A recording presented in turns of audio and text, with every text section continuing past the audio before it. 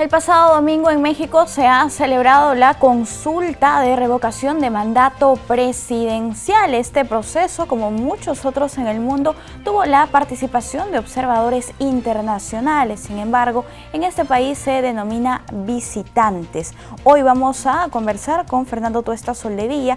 Él es el jefe de la misión de visitantes extranjeros de la OEA, precisamente para este proceso electoral que se ha celebrado el día domingo. Señor Tuesta, ¿cómo está? Muy buenos días, bienvenido. Buenos días, Paloma. Gracias por la invitación. No, usted las gracias por acompañarnos. Señor Tuesta, explíquenos, por favor, cómo han observado ustedes este proceso. Es un proceso muy particular. ¿Por qué digo esto? Porque son muy pocos los países que tienen la revocatoria del mandato presidencial. Tan solo lo tienen Venezuela, Bolivia, Ecuador, los cuales se han aplicado procesos de esta naturaleza, Venezuela y Bolivia, al que se ha unido en esta oportunidad México, que lo incluye en su constitución. Vale decir que son los 4 únicos países en el mundo. Me refiero de la revocatoria del mandato presidencial. En el resto de países, no todos, como en nuestro país, lo que se tiene son revocatorias de autoridades subnacionales. Hago esta introducción porque permite entender entonces que estamos delante de un evento singular, un evento que le llaman excepcional, pero va a ser excepcional por otras características también. Entonces, en el 2019, se incorpora a la Constitución entonces la revocatoria del mandato presidencial. Estando en la presidencia, el presidente Andrés López Obrador, desde el 2018, que además lo propuso como una bandera de la campaña, y así se cumplió incorporándolo a la Carta Magna de México. Entonces, luego de una serie de sucesos, el día domingo, se realizó esta jornada electoral, repito, muy particular, sin muchos contratiempos. Siempre hay, con toda elección, imaginarás, donde se convoca tanta gente, situaciones muy aisladas, pero que no constituyen, digamos, nada que no fuera más allá de lo corriente, ¿no? Vale decir entonces hubo una elección pacífica, una elección bien organizada, en donde el INE, más o menos como la OMP en Perú, el Instituto Nacional Electoral, se encargó pues de organizar este proceso. ¿Y cómo ha sido la labor de la misión de visitantes, en este caso de la OEA?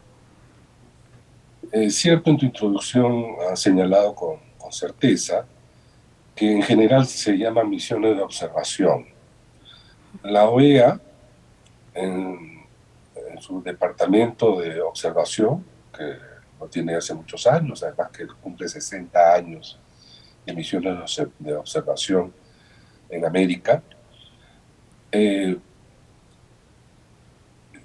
va a los países cuando estos lo requieren. No es que va porque lo decide la OEA. Y tienen un equipo profesional, técnico, que trabaja estos temas. Y nombran a un jefe de misión que generalmente suelen ser políticos, expresidentes, excancilleres, políticos de relevancia de distintos países de América. En pocas oportunidades, realmente muy pocas, encabezan estas misiones perfiles del corte mío, ¿no? A quien consideran experto en tema electoral y que me han conferido la Secretaría General de la OEA justamente encabezar esta misión para este particular proceso de revocatoria de mandato presidencial. La misión estuvo conformada por 15 personas de 8 nacionalidades y estuvimos viendo el proceso, observándolo. Además, y eso es muy importante, relacionándolos con todos los actores políticos, autoridades, etcétera, recogiendo opiniones, documentación e información para producir lo que hemos entregado el día de ayer, que es el informe preliminar eh, de la observación. Acá se llama, en México, simplemente invitados extranjeros, o sea, por eso la denominación es misión de visitantes extranjeros. Pero en términos estrictamente prácticos hacemos exactamente lo mismo. Claro. Y en algún tiempo vamos a presentar el informe final. Como ocurrió hace poco, recordarás tú, que ya la OEA entregó el informe final de las elecciones del año pasado, ¿no? Pero inicialmente, cuando se terminó la misión, entregó un informe preliminar, que son las grandes líneas, ¿no?, de lo que se ha observado, que es lo que hemos hecho también nosotros en esta oportunidad. Claro, nosotros hemos tenido acceso a este informe y hemos podido observar algunos aspectos que nos gustaría tocar a continuación, ¿no? Uno de ellos es respecto a algunas infracciones que habrían sido cometidas por altos funcionarios públicos durante estas elecciones. Ya, sí. Si me permites, quisiera, sin embargo, para poner en contexto y se entienda esto último, lo siguiente. La revocatoria es un mecanismo de democracia directa, que no, repito, no lo tienen en todos los países, que nace de aquellas personas que están descontentas con una autoridad, ¿no es cierto? Y entonces hay algunas reglas.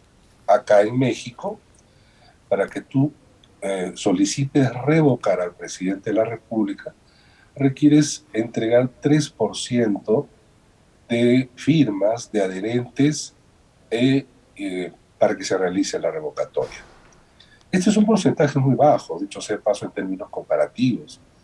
En el Perú, para revocar a un alcalde, requieres el 25%. Y en todos los países es igual. Es muy alto, porque así nomás tú no puedes estar revocando con una autoridad, ¿no? Pero acá resulta lo segundo curioso que también está en el informe, que es lo siguiente. Resulta que quienes han tenido el mayor entusiasmo para que este evento se realice no son los opositores al presidente, sino son los que están a favor del presidente. Porque además la ley de desarrollo, porque a nivel constitucional está la revocatoria, pero la ley de desarrollo incorpora una figura que ha sido cuestionada y ha sido producto del debate acá, que es la ratificación. Entonces, quienes presentaron firmas fueron curiosamente los que estaban a favor del presidente, porque querían que se realice este evento sabiendo de que el presidente iba a ganar y entonces tener una legitimidad. Algunos de los promotores decían que en realidad eso era también un ejercicio de educación cívica. Pero esto ha traído, evidentemente, consecuencias, porque los opositores al presidente, un presidente que tiene una alta aprobación, estamos hablando de un presidente que tiene 65% de aprobación. No hay lugar, en términos comparados en América Latina, que ante una autoridad con una alta aprobación se produce el intento de revocar. Por eso te hablo de las particularidades. Entonces, ocurre que entonces se activa la revocatoria, se coloca la fecha, y entonces quienes están más entusiastas en que se realice el evento son los que están a favor del presidente en una revocatoria, ¿no? En otros términos, en realidad se comenzó a configurar la idea de que de lo que se trataba era de ratificarlo. Pero acá hay dos problemas que hemos observado. Lo primero es que por la propia ley, ningún actor político ni partido podía hacer campaña ni a favor ni en contra. Entonces, lo que defendían al presidente y que querían que la gente vaya a votar, no podían hacer campaña, ni tampoco los servidores públicos, repito, gobernadores políticos y autoridades. Entonces han habido una serie de denuncias que hemos tomado conocimiento que estas autoridades infringían la ley. El único problema es que la ley no señala que ante una infracción hay una penalidad. Y eso es una de las cosas que hemos observado, ¿no? Pero acá viene el otro tema. ¿Quién podía sí hacer campaña? El INE tenía que encargarse de informar a la ciudadanía, ¿no?, sobre cuándo votar, cómo votar. Pero los ciudadanos no partidarios también tenían la posibilidad de hacer propaganda. Señor Tuesta, también nos gustaría consultar respecto a los ataques a los órganos electorales, que parece una constante en diferentes partes del mundo en el contexto de estos comicios. En el evento de revocatoria lo que hemos observado es que efectivamente había un enfrentamiento sobre diferentes aspectos entre el gobierno y el INE, el organismo electoral. Hubo controversias de diversa naturaleza sobre presupuesto, interpretaciones de la ley, pero había una campaña muy fuerte, efectivamente, contra el INE, y encontramos esto muy preocupante porque el INE es uno de los organismos más prestigiosos en México y en América Latina.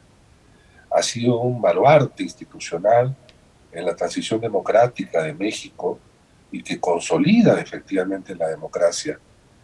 Ha habido incluso propuestas que una vez terminado este proceso se reforme el INE, y no de la mejor manera, ¿no?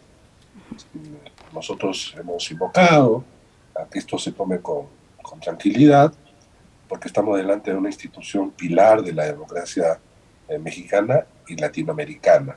Ciertamente es preocupante. Como preocupante es que efectivamente en América Latina, en diversos países, han habido un ataque constante a los organismos electorales, ¿no?